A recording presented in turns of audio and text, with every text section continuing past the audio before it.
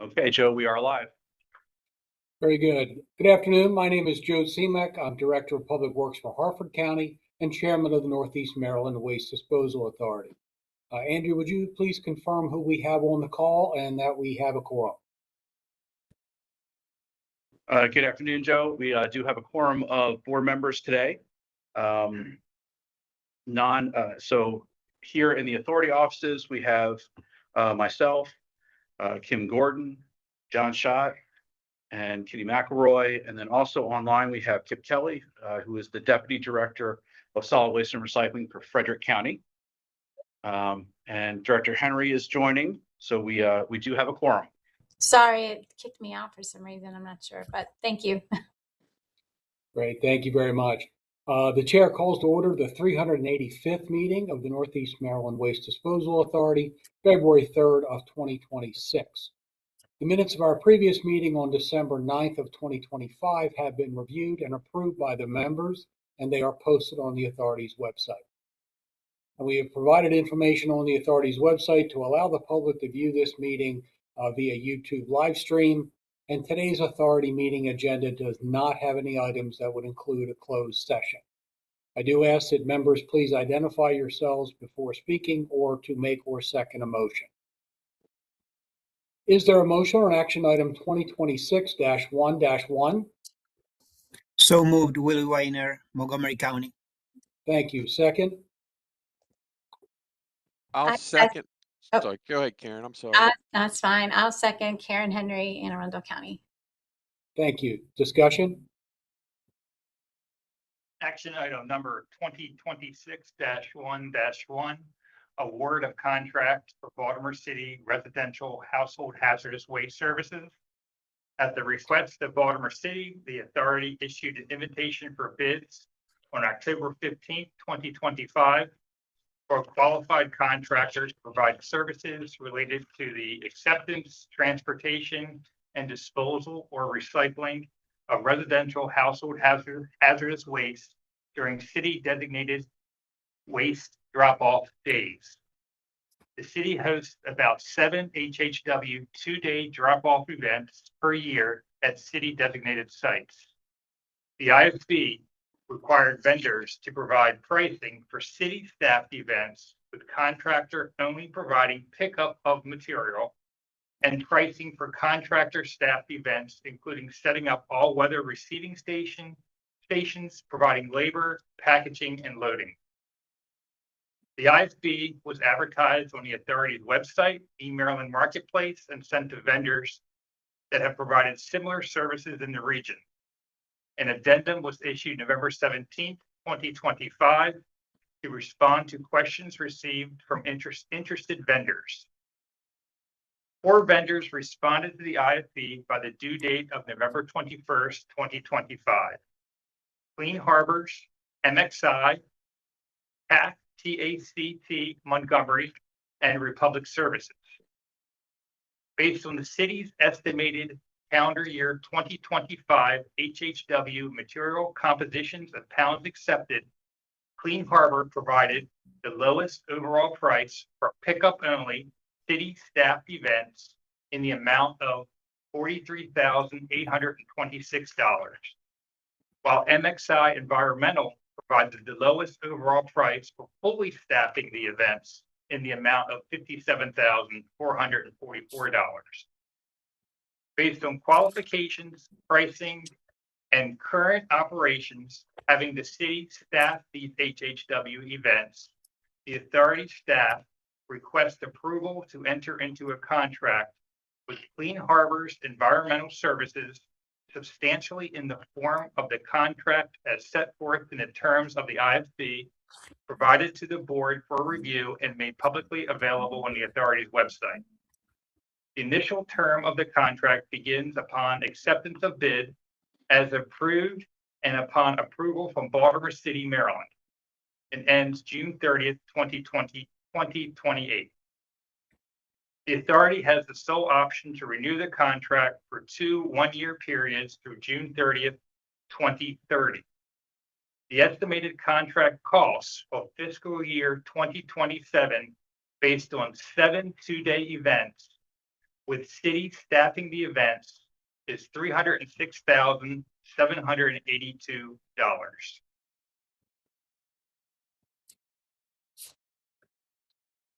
Thank you. Are there any questions or any discussion from the members?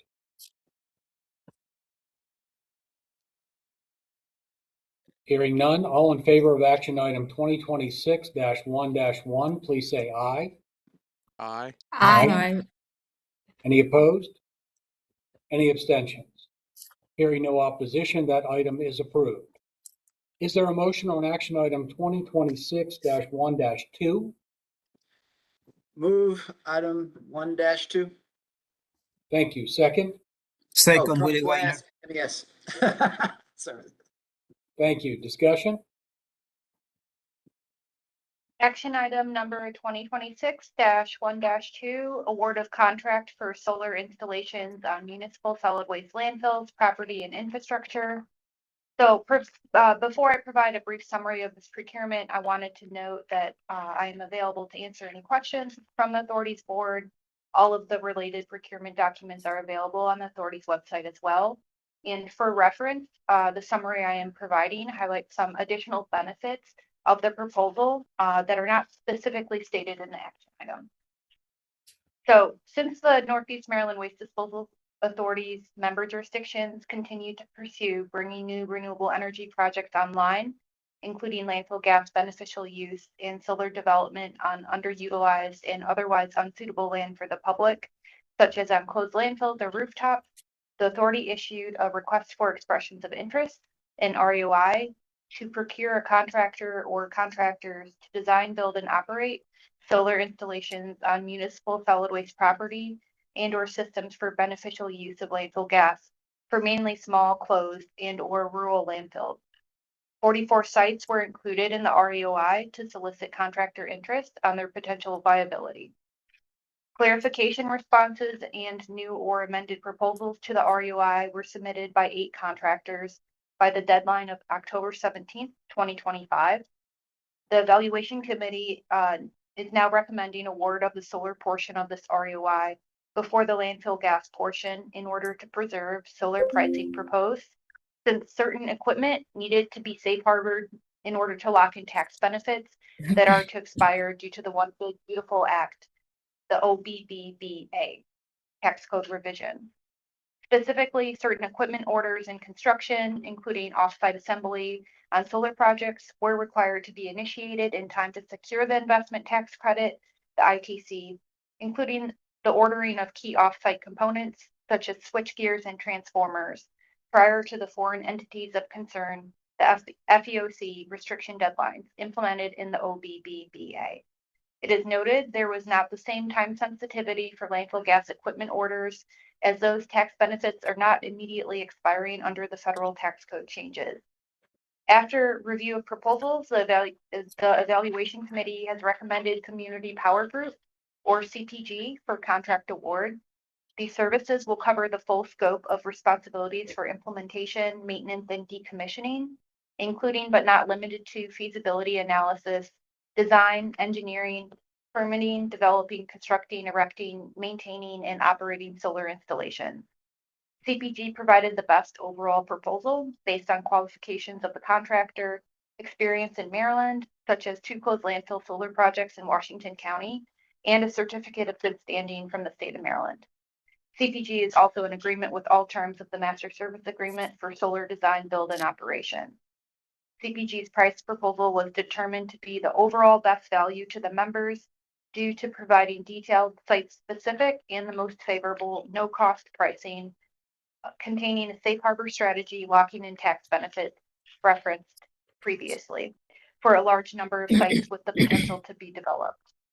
The members shall have the ability to earn rent revenues under the agreement and applicable confirmations in land leases from CPG's community solar proposal, including a rent per acre price of $5,000 per year with an escalation rate of 1.25% annually paid by CPG to the members that own the land of each specific site.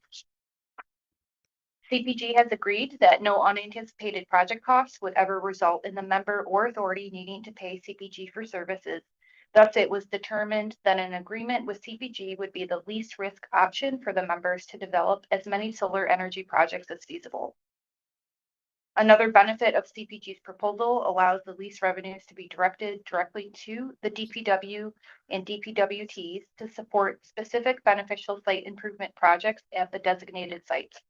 For example, some of these sites double as public spaces or are frequently trespass spaces or have illegal dumping issues, litter issues, and non-regular solid waste and recycling collection that could be remediated and supported with these revenues.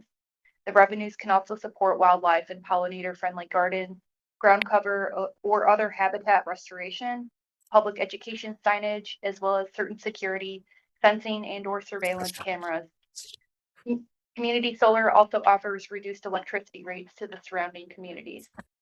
Lastly, it is of great benefit to the members that CPG is willing and able to use an authority on call or other engineering firm per member preference to perform third-party engineering, quality assurance, and quality control services funded entirely by CPG. As part of the confirmation drafting process, members and the contractor will finalize sites believed to be viable for services in order to begin the design and permitting process for each selected site. The final acreage available for development at each site will be determined during this process. These services are to be available under the authority's agreement from the effective date through June 30, 2025. The authority and members reserve the right to renew the agreement and applicable confirmation and land leases for up to 4 optional 5-year renewal terms on the same terms and conditions. Staff requests approval to enter into a master service agreement substantially in the form provided to the board for review and publicly available on the authority's website with CPG.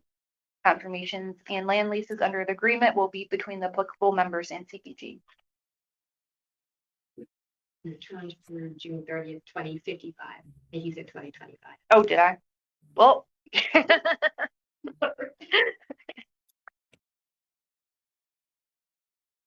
Thank you very much. Are there any questions or discussion from the members, other than what I think I heard was a clarification on that year, that one that you reported? What's the escalation rate? I think I missed it over there. The rent per acre is like 5,000 per year with an escalation rate of, did you say 1.25 or 2.5? 1.25%. Oh, okay. Thank you. Thank you. Any other questions or any discussion from the members?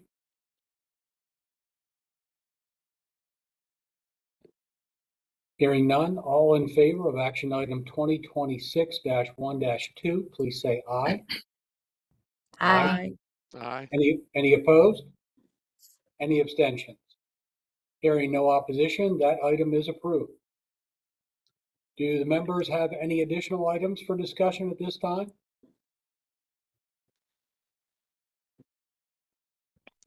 Andrew, I believe So Joe, I just wanted to ask about legislation. I know you send us your report, Andrew, and that's very helpful. Are you hearing any legs on the bottle bill this year? I know they're calling it something else actually this year, but. and thank you. That was, you teed that up perfectly. So the bottle bill is House Bill 331, the beverage container redemption. A couple of quick notes on that from a logistics standpoint. They have their hearing in the Environment and Transportation Committee on February 11th, and they have the secondary hearing on February 24th in Economic Matters. That bill is assigned to 2 committees in that particular case. It's going to be an interesting bill to track. One of the major changes from previous editions is that the Department of the Environment will not be managing the grants as imagined under this current bill. As drafted, they are looking to shift that responsibility for grant management to the Chesapeake Bay Trust. So MDE would be involved in kind of just regulation and coordination with they call it by a different name, but it's the Producer Responsibility Organization. In this case, it's the container CSO. That organization will be overseen by MDE. The monies will be overseen potentially by the Chesapeake Bay Trust. It's going to be an interesting discussion to see how that proceeds. I think they've tried to address some of the concerns from the material recycling facility standpoint of how they can receive credit as they receive material coming in. It's not going to be whole bottles. It won't be whole cans. And so just to see how the advocates are going to, and then the proponents will speak to it. That particular bill, it's not necessarily a companion, but it's related. HB 92 has to do with beverage containers and then requiring that the no plastic rings on to hold the containers. That is a hearing tomorrow. Also being heard tomorrow is a bill that affects state agencies that own their own property or contract for landscaping. That has to do with state building yard waste collection and the requirement to direct that material to a composting facility within 30 miles that will accept it. That's HB 164. And then the other bill that we're looking at initially is HB 429. And this is the on-farm organics reduction bill. It sets up a grant program for that MDE would monitor and potentially seek funds for, to give grants to entities. And it could be municipalities, it could be nonprofits, to set up on-farm composting to redirect food scrap away from the waste stream. In years past, this bill had a solid waste fee component. This bill, as drafted, currently does not. And so in past years, that was a concern of a lot of the counties, was that there was a per ton charge. In this case, it's just to set up the grant program as currently constructed. I think, Director Henry, specifically to your question about the beverage container bill, taking a step back, I do not know if there's a lot of appetite in Annapolis for a lot of fee bills this year. With the ongoing discussion about the budget and the budget gap, with some of the moving of monies that are going around now, potentially under the Strategic Energy Investment Fund, it'll be interesting to see how a fee bill will be received. We do know that there will be an electronics EPR bill, if you will, that is going to be dropped as well. Similar to what was seen last year.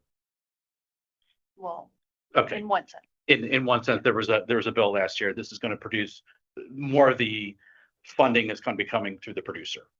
And so that bill is being sponsored by the President Pro Tem of the Senate, and last year's co-sponsor, cross-file sponsor in the House is Delegate Stein. So we know that bill is going to drop. And the mattress EPR as well is likely going to be coming forth. And so we're going to continue giving those updates as noted. We're getting to that point where I'll start sending the long threaded emails again to everybody. And so I would say to the board, as things come up, feel free to reach out and ask questions of staff. We're certainly here to answer anything that we can. Thank you so much, Andrew. Thank you. Any other items for discussion from the members or from Andrew and your staff? Hearing Joe, we none? do not have anything else on this side. Okay. Great, thank you. Hearing none and there being no further business on the agenda, this meeting is adjourned. Thank you all for your time and effort, and please be safe and warm out there. We'll just keep watching the weather. Thank All you. right. Take care. Yeah. Thank you. Take care, John. Bye. You.